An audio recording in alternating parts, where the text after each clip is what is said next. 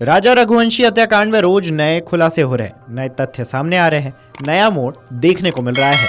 Meghalaya police की जांच में जो सबसे हैरान करने वाली बात सामने आई है वो यह है कि राजा की हत्या के बाद सोनम पहले इंदौर आई और अपने कथित प्रेमी राज कुशवाहा से मुलाकात की थी। फिर यह वाराणसी गई और उसके बाद गाजीपुर के नंदगंज में पकड़ी गई। इस बीच शिलांग पुलिस इस मामले में मुख्य आरोपी सोनम रघुवंशी और राज कुशवाहा के साथ ही अन्य आरोपियों विशाल चौहान, आकाश राजपूत और आनंद कुर्मी को ट्रांजिट रिमांड पर शिलांग ले गई है। गाजीपुर में आत्मसमर्पण करने के बाद सोनम ने कहा था कि उसे नशीला पदार्थ खिलाकर मेघालय से यूपी लाया गया था, लेकिन मेघालय पुलिस की जांच में सामने आया है कि 23 मई को पति राजा रघुवंशी की हत्या के बाद सोनम गुवाहाटी चली गई थी।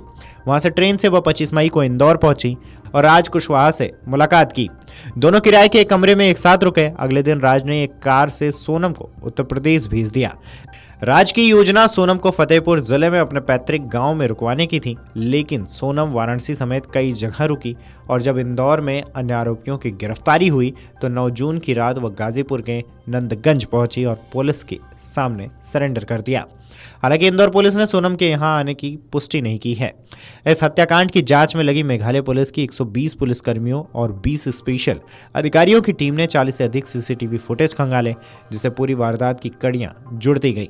हत्या के बाद सोनम अपराध स्थल से करीबन 10 किलोमीटर दूर तीनों आरोपियों के साथ बातचीत करते हुए सीसीटीवी में कैद हुई थी। वारदात स्थल के पास एक जैकेट और रेनकोट मिले थे जो आरोपी आकाश राजपूत के थे।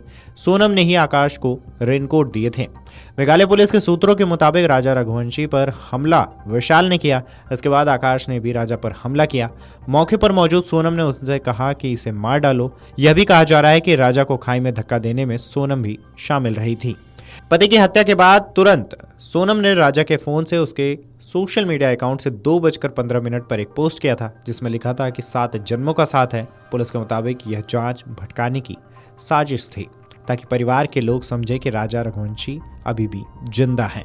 मेघालय पुलिस ने सोमवार को सोनम को गाजीपुर की एक अदालत में पेश किया। अदालत ने उसे 72 घंटे की ट्रांजिट रिमांड पर भेज दिया है। इसके बाद पुलिस उसे बक्सर होते हुए मंगलवार को पटना लेकर पहुंची और वहां से विमान से गुवाहाटी और फिर अब शिलांग पहुंची है।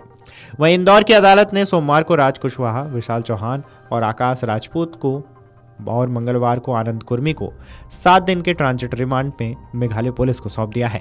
मेघालय पुलिस सभी को शिलांग लेकर पहुंची है। मेघालय पुलिस ने सोनम रघुवंशी और राज कुशवाहा को मुख्य आरोपी बताया है। राजा रघुवंशी के भाई विपिन रघुवंशी ने भी मंगलवार को आरोप लगाया कि सोनम ने फर्जी तरीके से आत्मसमर्पण किया और इस अपराध में 5 से अधिक लोग शामिल रहे।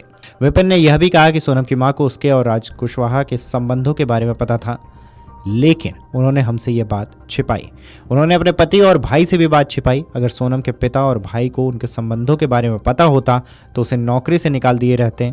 सोनम का कहना है कि उसे किसी ने गाजीपुर में छोड़ा, लेकिन हमें जानकारी मिली है कि वह बस से गाजीपुर पहुंची थी और उसके साथ और 2 लोग थे। विपिन ने कहा कि अगर राज निर्दोष होता तो राजा की हत्या और उसका शव मिलने के बाद वह सोनम के साथ देर तक बातें नहीं करता। राजा रघुवंशी हत्याकांड की प्रमुख साजिशकर्ता सोनम को लेकर मेघालय पुलिस रात करीबन 10:45 पर गुवाहाटी एयरपोर्ट पहुंची।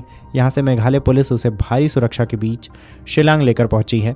एयरपोर्ट पर भी भारी संख्या में सुरक्षा बलों को तैनात किया गया था।